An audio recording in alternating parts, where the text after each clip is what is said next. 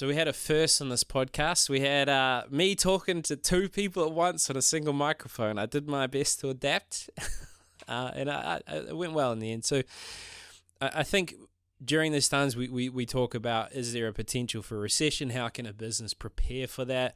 What to be mindful from an acquisition standpoint if you're sort of buying a new business and you're trying to merge them together. How is that going to play out? What should you think about? We also talk about business strategy and the key metrics you should look for from a numbers standpoint within your business. So yeah, they've got quite a varied story, and it was interesting seeing them, bounce off each other. And halfway through, I was like, "Hey guys, it sounds a little bit like a sales pitch," but in the end, like it all came together, and there was a lot of value there. So definitely something you should check out. And they're from copperfox.org. And anyone that wants to join the newsletter, got a link in the bio. I'm trying to make these guides while juggling these thousands of different things and doing it at the moment.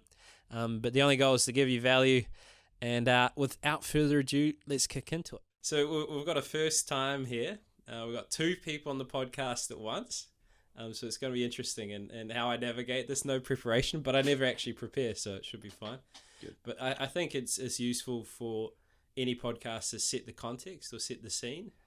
So sort of whoever wants to go first, or if you have turns or whatever, sort of what do you guys do and what's the vision for the company that you're a part of? Okay, I'll probably start. My name's Robert Erskine. Tony Rutherford. We're both managing partners of Copper Fox. We come together about 12 months ago and decided we both wanted to create something that was going to be bigger than us.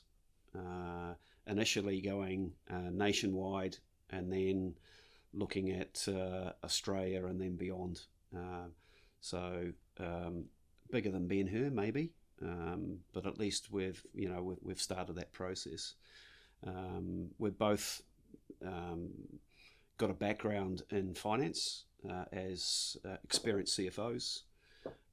I spent probably about 17 years from 1990 to 2007, if the maths is right, in the UK, primarily in London. Loved it over there. Actually only went over there for 6 months, but stuck around, and then 5 years goes by and you go, yep, still like it. Worked mainly in the banking sector over there. Really enjoyed living in London. It just made, from a personal point of view, it made access to Europe so easy and travelling so easy. But from a work side, it was a great experience working in some of the biggest financial institutions that exist. Places like Deutsche Bank, Barclays Bank, Paribas, so a few of the European banks. And then I ended up in BGC Finance, which is a brokerage organisation in London, as part of their project team, looking at mergers and acquisitions. Oh, yeah. And surely you got some stories, but you can't necessarily say. Yeah. I heard it's a colourful life, that component of finance. Yeah, it was certainly different to the investment banks that I worked for, but still really interesting work, good people to work with,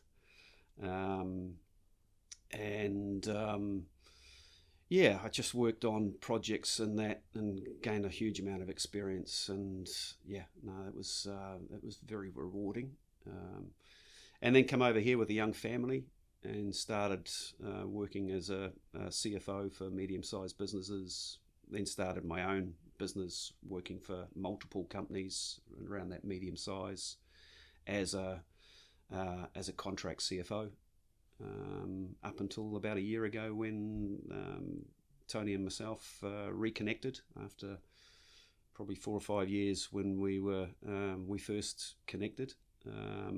He had his own business, and then we thought, right, well, let's do something a little bit more than just a lifestyle type business. So that's my story. Yeah. Over to you, Tony. Yeah, so my story, there are some parallels there, but I started my life as a trainee tax inspector and decided quite early on that wasn't really for me. and then moved into the chartered accounting environment and audited for a couple of years, and realised that wasn't for me either. And got a bit tired of accounting for every 6-minute unit of my time, which you do in that environment. And then stepped into the business sector, the Auckland Star, the evening newspaper at the time, financial accountant, co-op taxis, financial controller. Also went off to London, probably at a similar time to what Rob did, and worked in the Lloyd's insurance market for 7 years, doing some quite technical work and work in that space. Came back thinking I'd get a sort of a lifetime role working for a large insurance company in New Zealand. Nobody understood what I did over there because it was quite technical. And then contracted for a while. That was sort of my first introduction into that sort of environment. Ended up working for Office Max as number 2 to the CFO at Office Max, and it was a very interesting role, probably one of the best that I've had.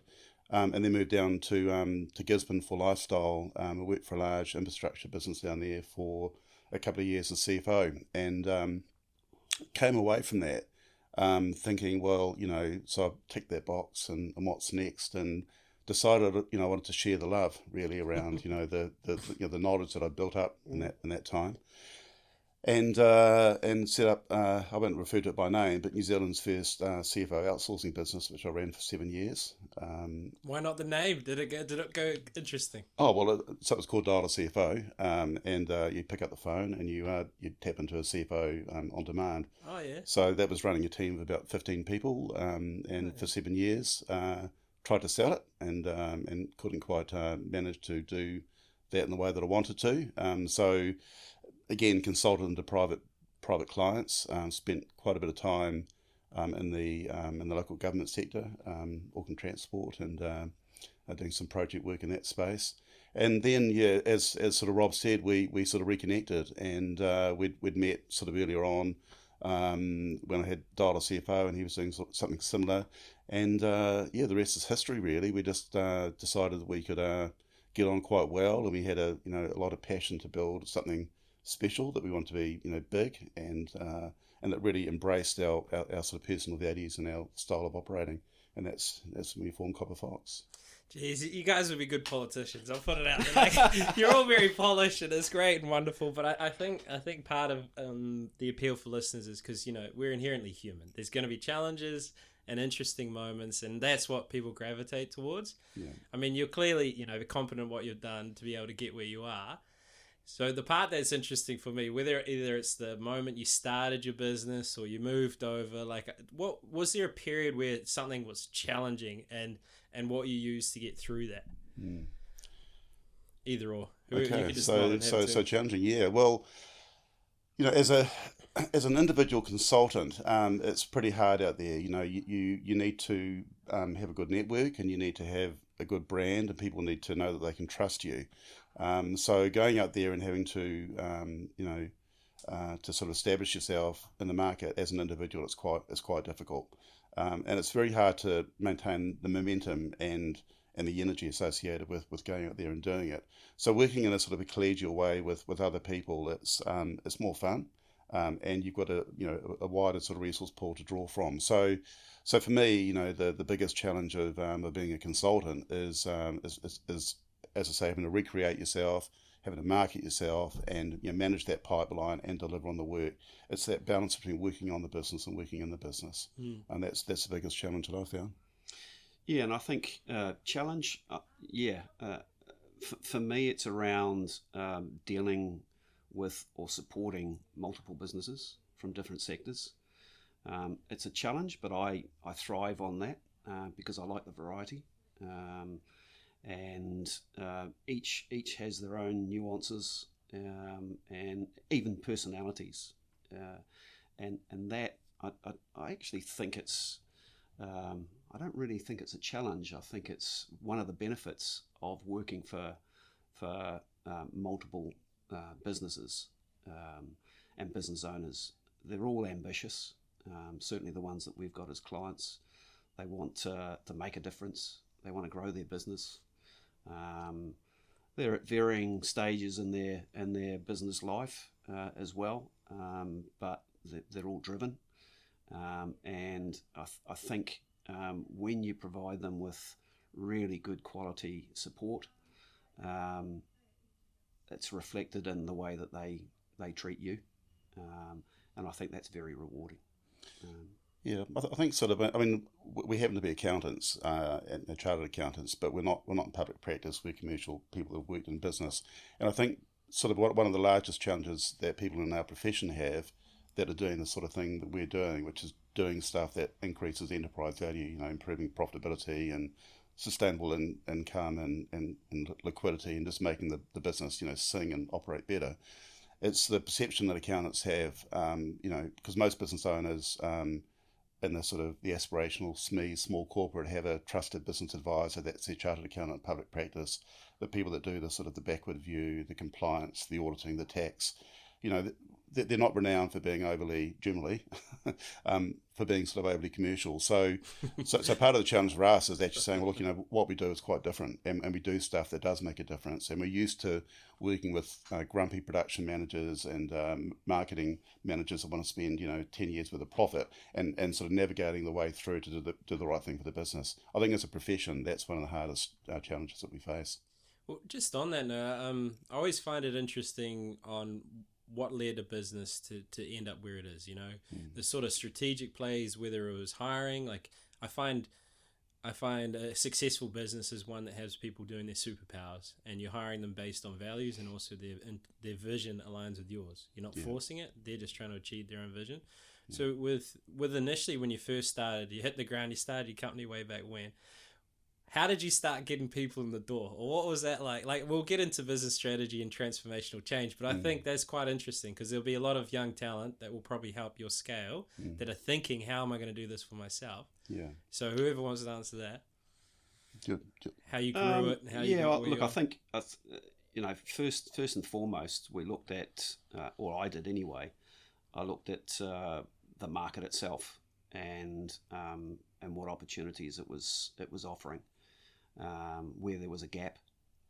And initially, like I said, I started as a lifestyle, so I knew that there was an X amount of capacity within me to support a range of different businesses. But how to get those clients, it was usually through networking. It was people I knew that were in similar businesses, whether they were accountants or advisors, because I was offering something a little bit different. I wasn't competing with them, and that was important to come across as a complementary service to the business, as opposed to it's either them or me. And that still applies to our business in terms of these professional accountants out there. We're not tax experts. We're not financial accountants. We don't want to work in that space.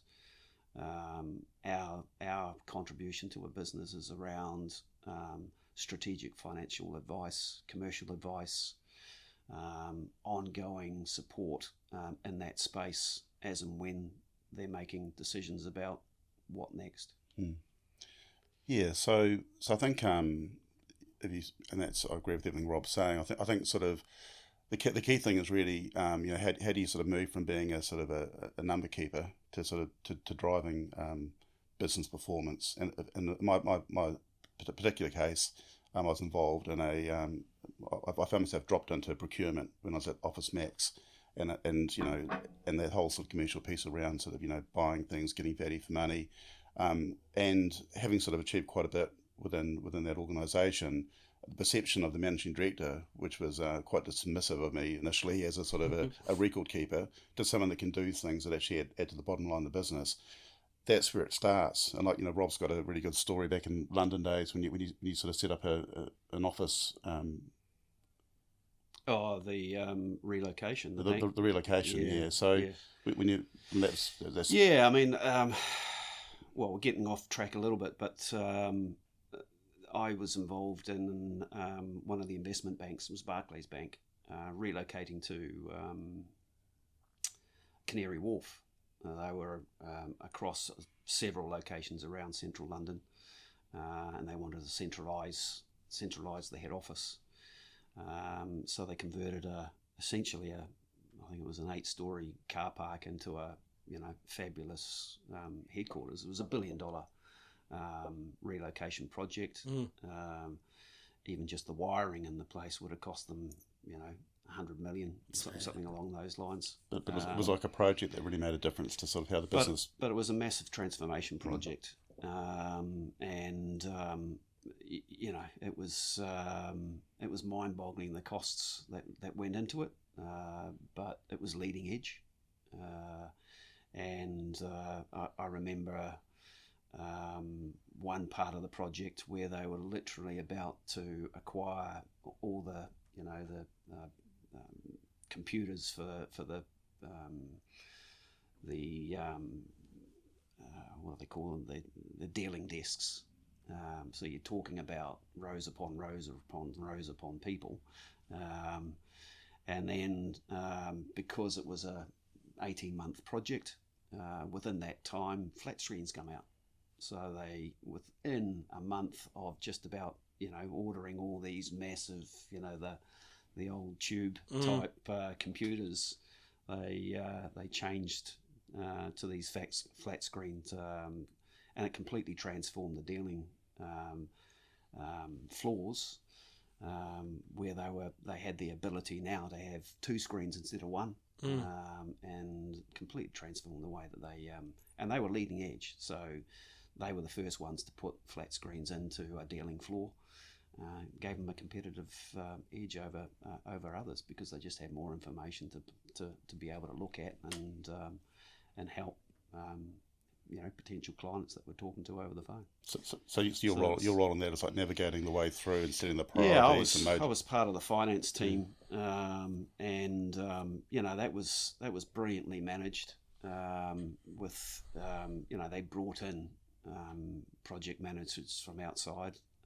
They involved some people from within the bank itself, but a lot of them were external because of the size of the project. And it was, while it involved that agile type methodology, which allowed them to bring in or change something at the very last minute, it was very, very strictly run, tightly monitored, and it had come in under budget, which was amazing for a project that size.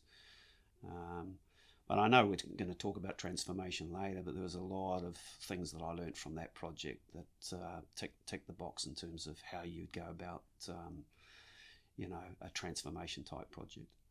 Yeah, I think just to be upfront with you boys, I mean, you're when people come on the podcast, they, it would be great. Like, that clip goes on the website and then it demonstrates your talent and ability, and it's a good sort of example of what you do well.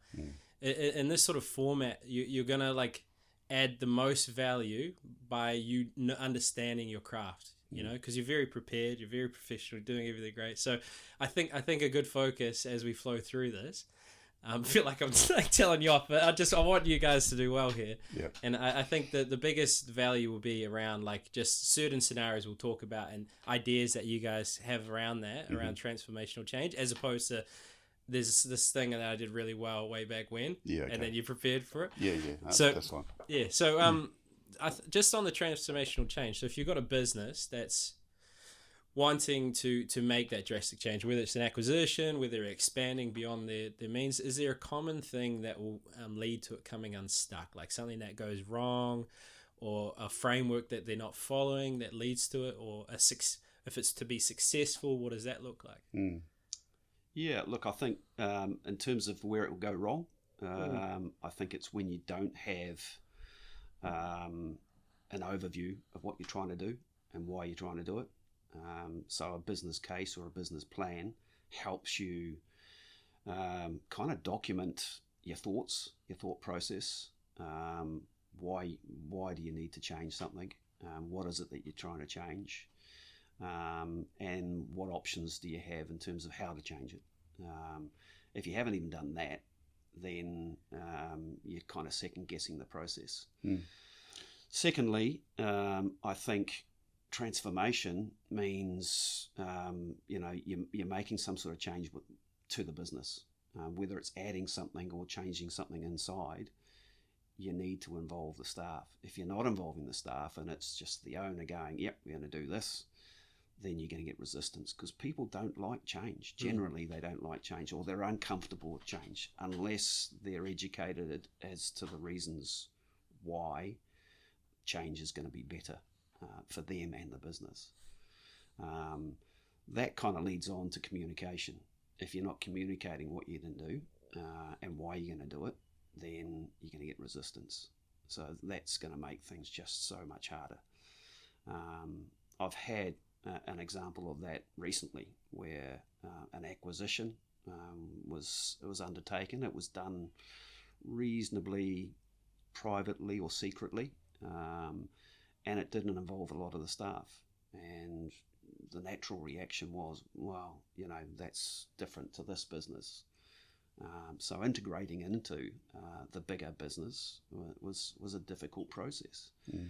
And even today, there's a little bit of resistance there. Not as much, but a little bit of resistance. So that's really important, is to overcome that with just communication and involvement. And I suppose the other thing is, if you're not monitoring it, progress, then how do you know where you are and where you need to get to finish it? Do you even know what the finished product looks like? Okay, with an acquisition, it's relatively straightforward. You buy it and then it's part of you. But in terms of properly integrating it, if you haven't got a proper integration plan, then how do you know that it's working okay? You'll probably see that through the financial results, that they don't stack up to quite what you thought. And then you're thinking, well, what have we done wrong? Well, if you've got no track record of what you've done, then it's difficult to analyse where the mistakes were made. So I think a little bit of structure around that as well. You've got to treat it like a project, and properly manage it. And properly monitor it as you're going along. Things change, as the example before around the bank transformation or relocation. Things change over time. As long as you've got the mentality to adjust to that change with that overall end goal in mind, then things should be fine.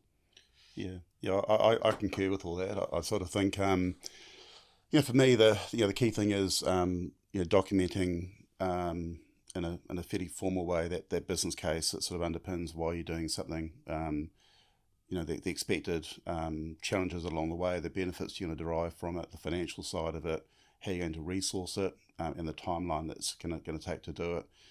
It's really important to have that, because quite often if you start on a transformation or program without sort of having that core document, then it goes off skew, and sometimes people are asking the question, well, why do we start this, by the way? That's the first thing. Second thing is that business case that underpins it, it's a living document, so it needs to be refreshed throughout the transformation. And as you sort of know more, then you just refresh the document and go back and say, well, is this still relevant? Should we be doing it? Because with transformation too, it's not always a start and an end. There's a start and an end if it goes well, but all the way through, you should be looking at it saying, is this still relevant for us to be doing it? Are we best to stop it and do something else, or defer it and do it later on? Because the reality is that, business resources are constrained, money's constrained, and you need to make sure you're getting the best bang for buck with everything that you do. Yeah, I think the other side of that is one of the mistakes that people make in a transformation project is relying on existing staff to run that project. Now, they've got a day job, which is business as usual. It's usually busy and demanding on them, and especially management. So to get them to then focus on something that probably requires 100% of their focus, depending on the size and what's happening, is unrealistic. And so it's really important, if they need to be on the project, then the business needs to realise that they need to backfill those positions. So bring in external resource to backfill them. If they don't have project expertise within the organisation, they need to bring it in. to deal with that project, whether it's an acquisition or whether it's a internal transformation, doesn't matter. If they've got somebody internal, that's fine, but it needs to be properly managed, and that person is accountable to senior management or the board on progress on the outcomes. Yeah, I mean, it makes a lot of sense to me. Someone told me this, and I'm just going to push the camera to keep it rolling because don't get a DSLR camera, it stops at 30 minutes. But they told the story of this doctor that he saw all these patients that were going to die because they're eating too much. Essentially, they're overweight, they're smoking, they're drinking, and he told them they're going to die by this date if they keep doing what they did. 10% changed, 90% kept doing what they were doing. And I think that's the reality about humans is, change is uncomfortable. Yep. I mean, even rock bottom is quite a useful leverage to change because the uncomfortable feeling of change is less than the actual uncomfortable existence. And that leads to people changing. And like when I used to train sales team, I'd come into a new team and like, who's this guy? Why is he going to tell me what to do? And that's not going to work well. So what I would do is ask them, like, what are your expectations of me as a leader? Like, what if I could deliver this, what would that be? Put it in, and then you say, if I could deliver that, what can my expectations be of you? And then they all agree. And then that's a huge component. And I imagine that I've never done a big acquisition and I hate bureaucracy, so you guys have a talent. but coming in, that would be a massive challenge is you've got these two separate systems. You've got these overworked people working their day job. Now suddenly they're taking on more because you decided and they weren't a part of that. Is there like either like a structure to the meeting, or is there a healthier way to get cultural adoption? And if this isn't the right question, you can tell me. But like, how do you get that investment from the team? Well, I'll answer that. It is basically, as Rob said, it's around involving people early and giving them a voice where they can provide feedback. Because quite often, if it's just a CEO-led initiative where he's not engaging with the business, we're all framed by what we know, and it's often what we don't know that is the biggest risk, really, sort of successful transformation. So, giving the opportunity to the staff to go out and consult and get people on side at a very early stage is paramount. Okay. Yeah, and I think it's focus on the benefits. You can only assume that any change, it's to benefit both the people within the organisation, its customer base, because that's the ultimate people that are going to benefit from this, and the business itself. And I think there needs to be that consultation, that regular consultation with the staff to find out how they feel, because different people react differently to the situation depending on their roles and their responsibilities. Some may be threatened by it. Change means I'm going to lose my job. Well, you've got to sort of quell those nervous sort of thoughts. Yeah. Some people will never embrace the change. So they either need to get on the bus or they need to hop off it and get a job somewhere else, right? Yeah. Of course, you don't want that, but the reality is that you're always going to find an element that will never want to.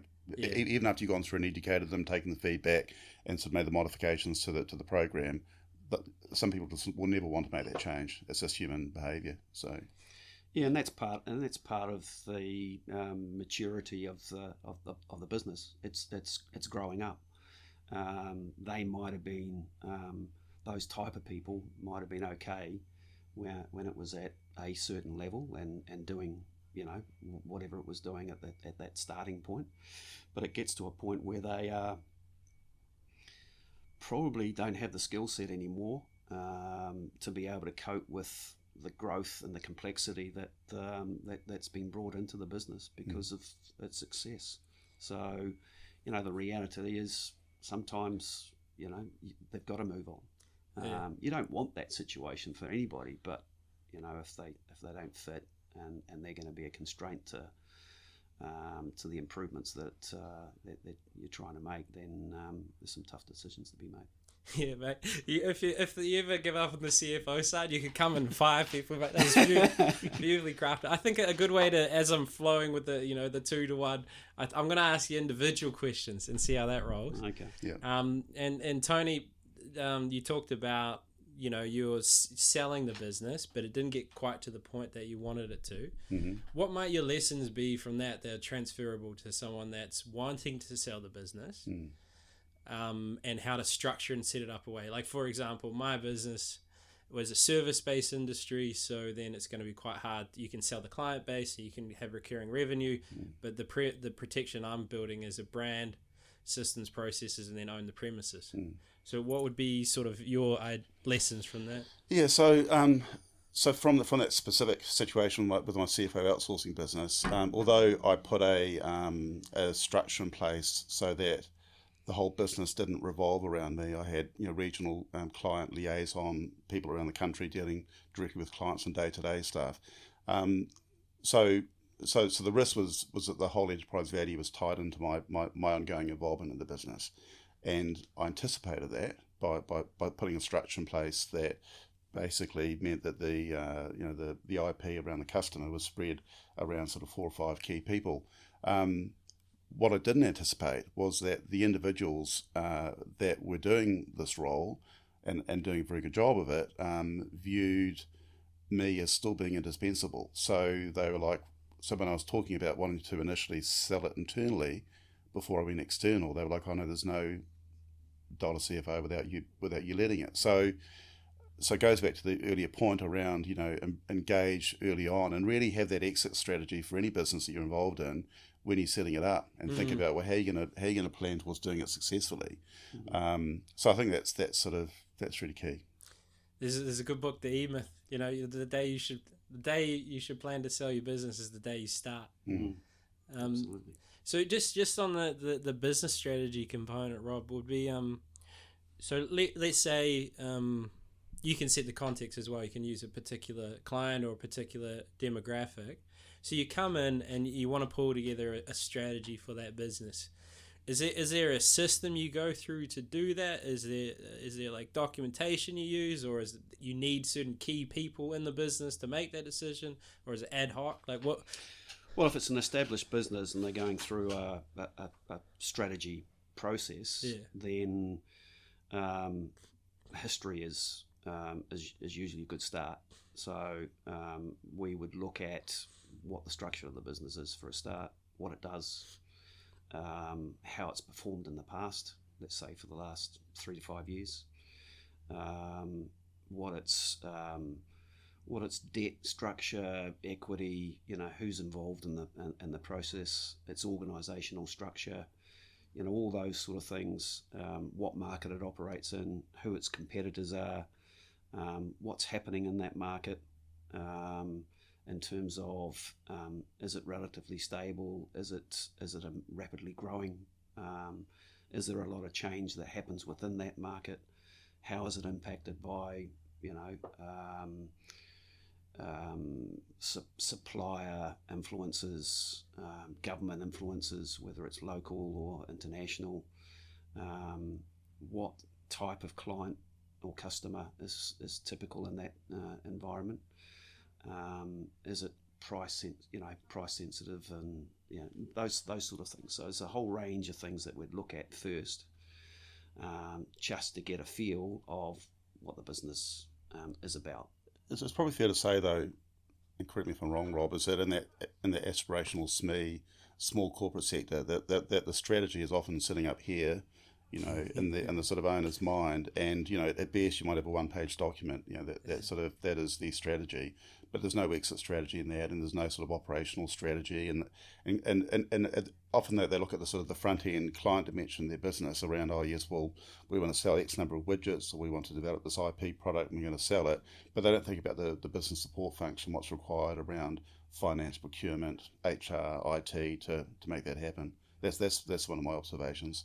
The second is that even if there is a strategy, there is, and often there is forward-looking financials, like a budget at least, or a forecast, but there is no business plan around, well, what are we going to do over the coming year? the 3 to 5 key things we're going to do in the organisation. They're going to deliver enterprise value. What are we going to do? What are those things? How are we going to deliver them? Where's the business case? Coming back to that again. And what's it going to cost us? And can I afford it? And if I can't, where's the money going to come from?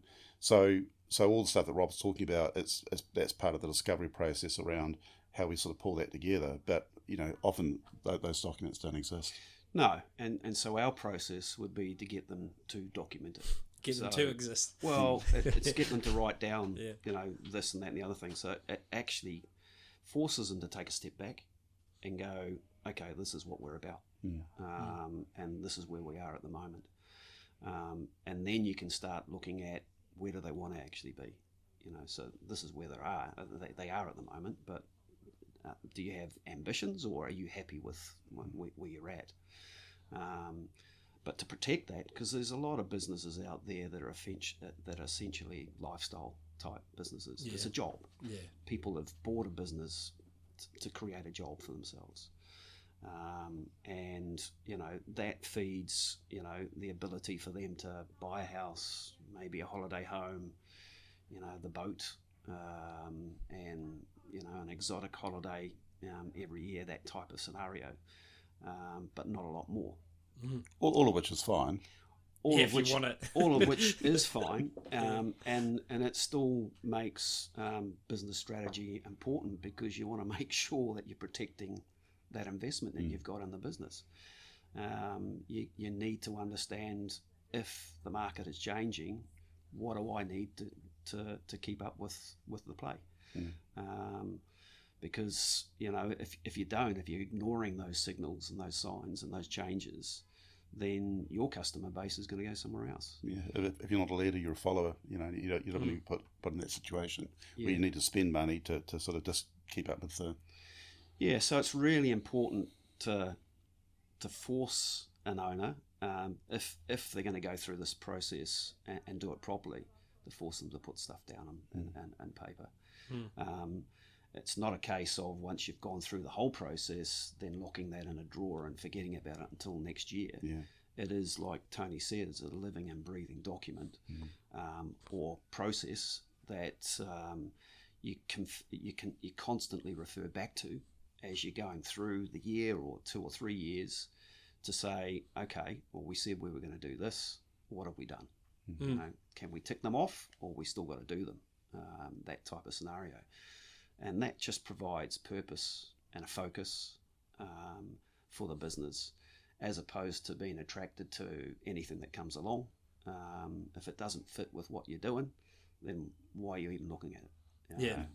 So it helps provide an element of discipline to a business owner. Look, we're really good at this. That's all we're going to do. It's fair. I mean, just even in life, it's a lip service if you're not doing anything about it, if it's not tangible. Like I started a mastermind group, which is just my competitors, and we get together every month and they roast me. And me and writing things down. I don't like writing. I don't even like paper. But it's so important. Just having something clearly defined, even like you talked about, the personal values. Like mine are empathy, authenticity, and responsibility. And that's the framework that I look at opportunities for. And I think if you don't have something that defines sort of the framework of what you view the world, you'll just be a leaf in the wind. Yeah, and it's not about writing a book either. It could be on 2 pages. But it's getting something down in writing that means something to them, and provides that sort of purpose and direction going forward. You also need to be able to live those values as well. Demonstrate them in your day-to-day conduct, not only in your professional life but in your personal life. Yeah, and anyone listening, if you hear my values, if I'm not doing it, hold me accountable. So just I think some important thing, because you got the numbers as well as the operational component. What are some key metrics? Question for Tony or Rob, whoever's the numbers guy, or it's both of you. What are the key metrics, either looking forward or looking back, that every business should know? Whether they outsource it to someone that's actually passionate about it, but just it's good to have an overview, because I find a lot of the partnerships that have fell through is because one person has more understanding than the others and more oversight than the other business partner, and that leads to them potentially being taken advantage of. So what are some key metrics to look for in a bit? Oh, it's just a wrong question, is it? Or neither of you? We're not accountants anymore. Why are you asking? Yeah, okay. Oh, look, from a operational point of view, it's probably, to keep it simple, it's around your gross margins. You know, that's always an important metric to gauge the business on. I think another one is understanding, based on the current structure of the business, what your break-even point is, because you've got overheads, whether it's rent, you'll have staff, there's a number of other different sort of overheads that typically sort of accumulate in any business. You've got and they're reasonably fixed, although at the moment they're increasing due to inflation and things like that. Yeah. But that aside, you've got a reasonable idea of what those overheads are. You need to be able to cover those to actually make any profit. I mean, even in a lifestyle type business, you should be looking at somewhere around 15% plus net profit. If you're not doing that, you're pretty much breaking even. On sales. On sales, 15% of sales. And it really depends on what type of business you're in as to whether or not a 30% gross margin is good, or a 50% gross margin is good. It really just depends on your circumstances and the type of business. But from an operating point of view, that's probably the two main ones if you're looking at real basic. Another indicator is around efficiency, and it's a labour multiplier. That's I won't go into how that's calculated, but it's basically looking at how many times your labour cost is covered by your gross margin. And that's a reflection of how efficient the business is being run. Usually around 2 or 3 times is a decent indicator of, okay, you're there or thereabouts. Okay. I mean, there's a load of others that you'd look at in terms of the percentage of rent to sales, those types of things. But to keep it simple, it's definitely your gross margin and your net profit, and your net profit being in double figures at least. Then you move on to the balance sheet and your financial indicators, and you're looking at debt equity as an example. Always important to any business is your cash position, or your ability to pay your creditors or your liabilities on time. So it's your quick or your liquidity ratios. Those are really, really important to any business. And they should be as close to 1 as is possible. So if you're down around 10%, then you've possibly got a bit of a problem on your hands. That's not to say that it's it's a killer to any business, because not all your not all your creditors are going to necessarily be asking for their money tomorrow type scenario. But you've got to be aware that you've got to make sure that you've got enough funds in the business to pay people on time. I support all of that, and thank you, Rob. You did that far better than what I could have explained it. But both pointed to each other on that one. I mean, cash is king, right? Yeah. So for all businesses, it's generated through your operating statement, through your profit and loss, and you've got to be making money there. But a lot of businesses also don't focus on the balance sheet so much. So if you've got assets in there that aren't like buildings or equipment or stock that's not turning, then it's doing what you can, again, running it as a project to actually liquidate that and sort of pull the lazy assets off, translate them into cash, pay off debt, or reinvest them back into the business, however you want to do it. So that's your starting point, getting efficiencies in the profit and loss. liquidating, assets that are underperforming in the balance sheet, and failing that, looking at sort of debt financing or equity financing options to grow the business.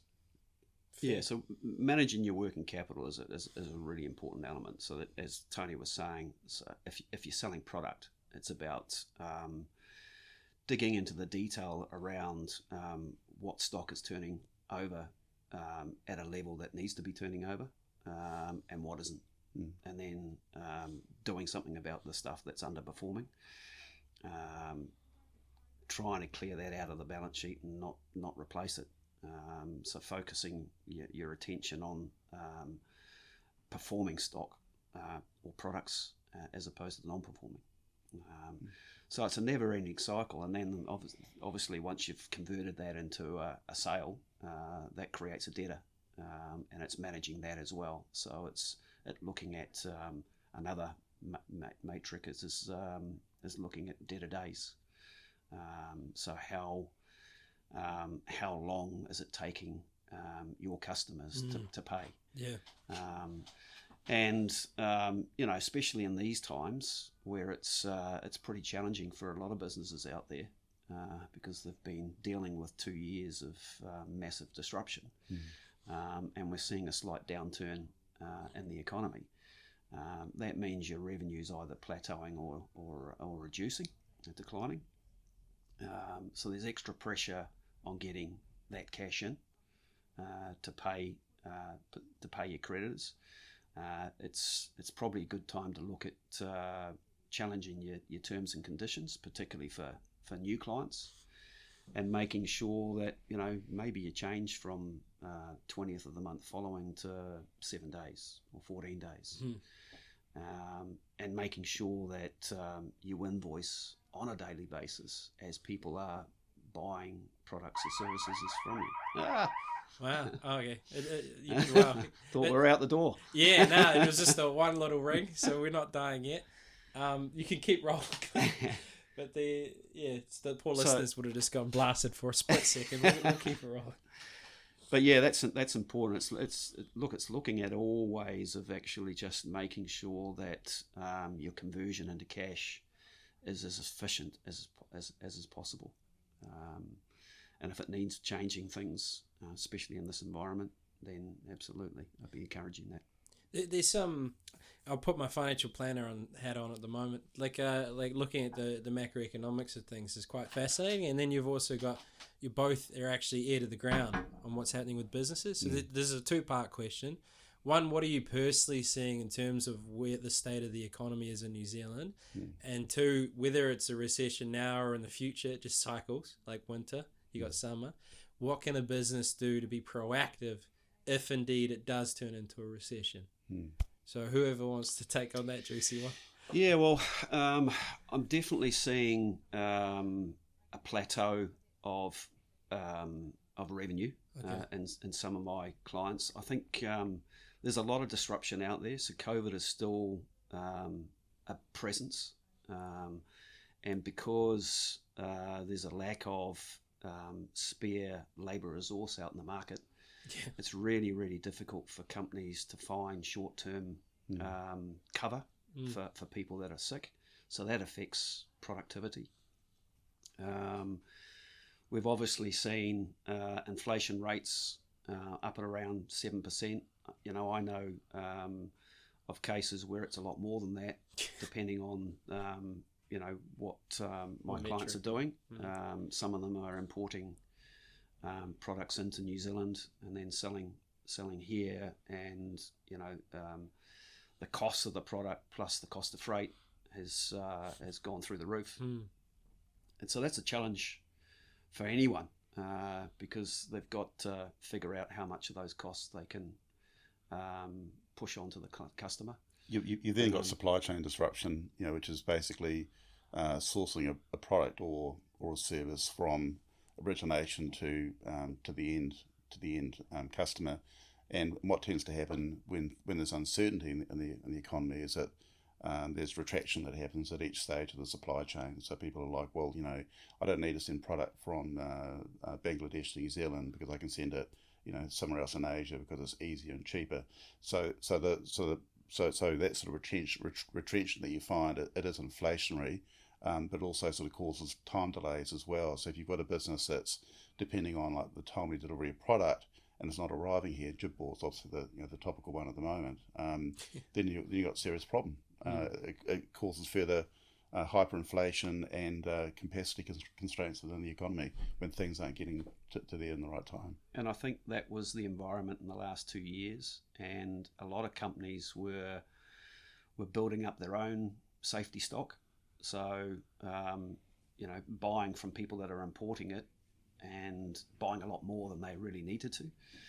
But now they've got cash flow problems, and so they're now reducing that safety stock. Yeah. And so that has a direct impact on the importer, who is seeing his sales reduce because people are using up a lot of the stock that they've bought in the past, as opposed to buying that volume. The volume is still there. It's just, last year or the year before, it was a little bit higher because they were just putting away something for a rainy day.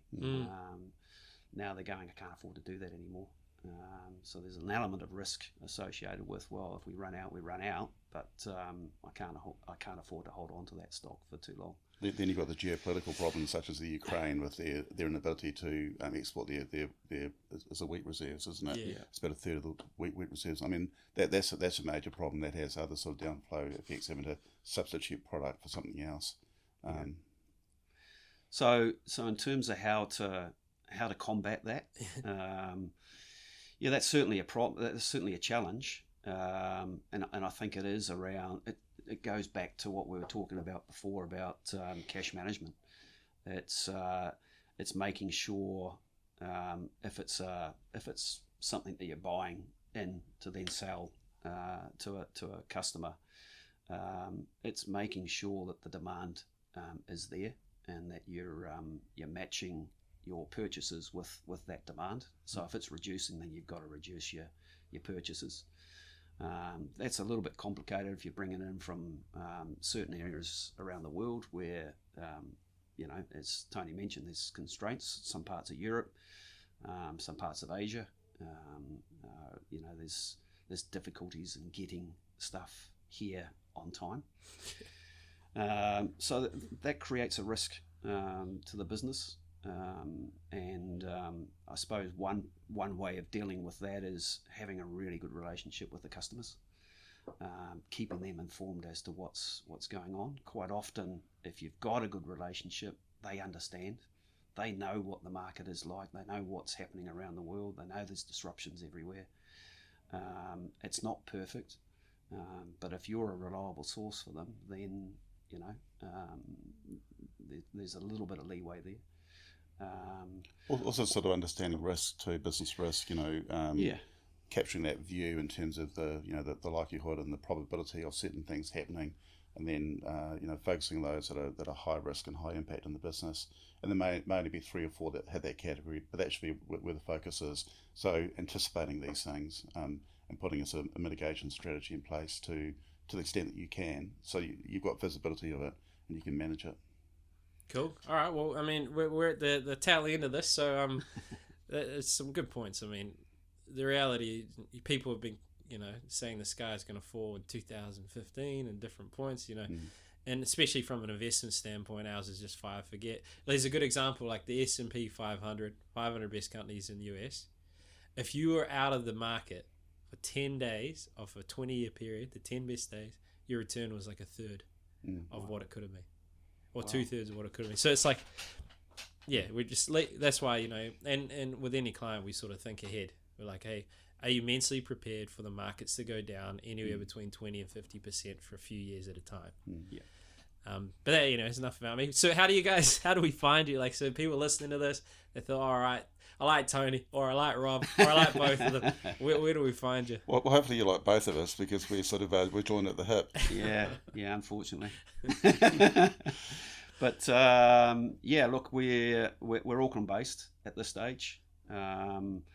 We've got a website which is www.copperfox.org.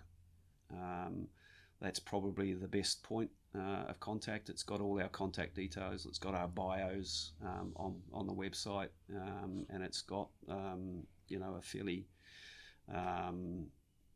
detailed summation of the services that we offer, and it's got the ability to book an appointment with us.